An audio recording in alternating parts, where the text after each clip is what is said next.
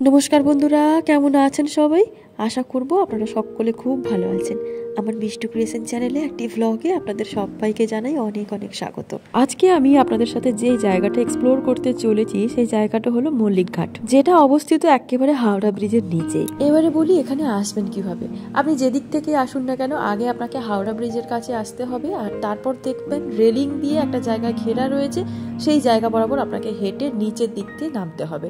এইভাবে নিচের দিকে নেমে আসলে দেখতে পাবেন প্রচুর ফুলের দোকান রয়েছে। এখানে বহু রকমের ফুল দেখেছিলাম, সবকটা ফুলের নাম আমার নিজেরও জানা ছিল না, আর এক একটা গোলাপ দেখছিলাম চোখটা ধাঁধিয়ে যাচ্ছিল। গোলাপেরও যে এত রকমারি কালার হয় সেটা না দেখলে আর বিশ্বাস করতাম না। এশিয়ার সব থেকে বিগেস্ট ফ্লাওয়ার মার্কেট হলো এই মল্লিক ঘাটের ফ্লাওয়ার মার্কেট। তুলনামূলক বাইরের বাজারের থেকে এখানে ফুলের দাম কিন্তু অনেকটাই কম। যেমন ধরুন আকন্দ ফুলের মালা, যেটা আমাদের বাজারে কখনো 15 টাকা 20 টাকা, কখনো আবার 10 টাকাতেও দিয়ে দেয়, কিন্তু এখানে এসে জানলাম এক একটা আকন্দের মালা দিচ্ছে 5 টাকা 7 টাকা, আবার কখনো 3 টাকাতেও। এখানে কিন্তু অনেক ভোরেই মার্কেটটা ওপেন হয়ে যায়, প্রায় ধরুন 4টে 4:30 নাগাদ। যদি কখনো হাতে সময় থাকে তাহলে একবার হলেও ঘুরে যাবেন এই হাওড়ার ফুল মার্কেট থেকে। এখানের এত কালারফুল আর ভ্যারাইটিস ফ্লাওয়ার গুলোর মধ্যে আপনার মন কিন্তু ভালো হতে বাধ্য। প্রচুর রকমেরই ফুলের দোকান এখানে বসেছে, আর দু সাইডে প্রচুরই দোকান, যার ফলে আমাদের যেতে একটু অসুবিধে হচ্ছে, কারণ লোকজনের সমাবেশ বেশ ভালো রকমই এখানে। এবার সূর্যমুখী ফুলের রেটটা কেমন বলছে এখানে একবার দেখাই। না না, এই ফুলগুলোর কথা বলছি, নেট দিয়ে গেছে। কত করে এগুলো? ছোটগুলো ছোট 50 টাকা, বড় 250 টাকা।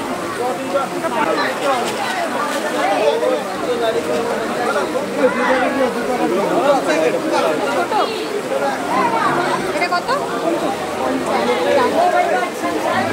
আর এই বড় ডান্ডিগুলো এটা 250 টাকা। কত এটা? 250।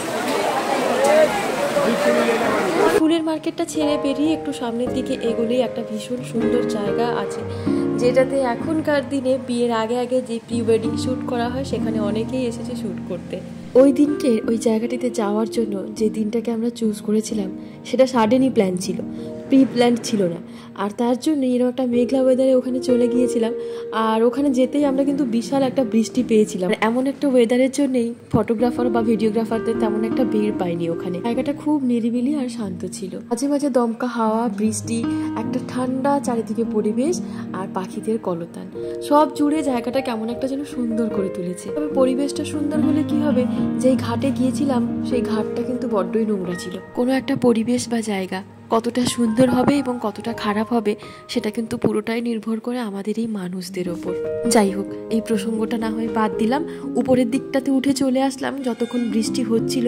একটানা অনেকক্ষণ ধরে বৃষ্টি হয়ে যাচ্ছে, জানেন। বৃষ্টিটা একটু থামতে তারপর আবার ওই ঘাটের দিকটা করে গেলাম। বৃষ্টিটা যেমন ধীরে ধীরে কমতে শুরু করেছে তখন দেখছি ওখানে মানুষজনের ভিড়ও ধীরে ধীরে বাড়ছে। ঘাটের বাঁ দিকটা করে একটু এগোতেই দেখছি এখানে বিভিন্ন রকমের মূর্তি রয়েছে, শিবলিঙ্গ, বজরংবলী, এছাড়াও আরো অনেক দেবদেবীর মূর্তি রয়েছে। ওদিকটাতে করে দেখলাম একটা ছোট্ট মন্দিরও রয়েছে। জায়গাটি দেখে মনে হচ্ছে এখানে সকালের দিকটা করে পুজো আর্চা হয়েছে। মহাদেবের মূর্তি যেখানটাতে রয়েছে সেই জায়গাটিতে গিয়ে যেন মনটা ভালো হয়ে গেল। সামনে এমন হাওড়ার ব্রিজ আর হাতে ধরা রয়েছে একগুচ্ছ সূর্যমুখী ফুল। এমন ছবি ইন্টারনেটে বড্ডই চোখের সামনে ঘোরাঘুরি করে। আমারও ইচ্ছে ছিল ওই জায়গাটিতে গিয়ে এমন কয়টা ছবি তুলব। তো যাই হোক, আজকে সেই ইচ্ছেটি পূরণ হলো। জীবনে অনেক ছোট বড় ইচ্ছে থাকে, তবে এমন ছোটখাটো ইচ্ছেগুলোকে পূরণ করাই ভালো। এরপর দেখি একটা সুন্দর জিনিস যাচ্ছে জলের ওপর দিয়ে। অনেকের কাছ থেকেই শুনেছি এর মধ্যে নাকি লাইভ শো হয়, তাছাড়াও নাকি ভেতরে অনেক মজা হয়, খাওয়া দাওয়া হয়, হই হুল্লোড় হয়। তবে আমার কখনো এই জায়গাটির মধ্যে যাওয়া হয়নি। যদি কখনো সুযোগ হয় তাহলে আপনাদেরকে একবার জিনিসটি শেয়ার করব। সেদিন ওই ঘাটে তোলা বেশ কয়েকটা ছবি আপনাদের সাথে শেয়ার করলাম। আজকে যতটুকু ইনফরমেশন পেয়েছিলাম সেটা আপনাদের সাথে শেয়ার করলাম, আর ভিডিওটি আমাকে এখানেই শেষ করতে হবে। আবার আপনাদের সাথে দেখা হবে আমার পরবর্তী ভ্লগগুলিতে। ততক্ষণে সবাই ভালো থাকবেন আর সুস্থ থাকবেন।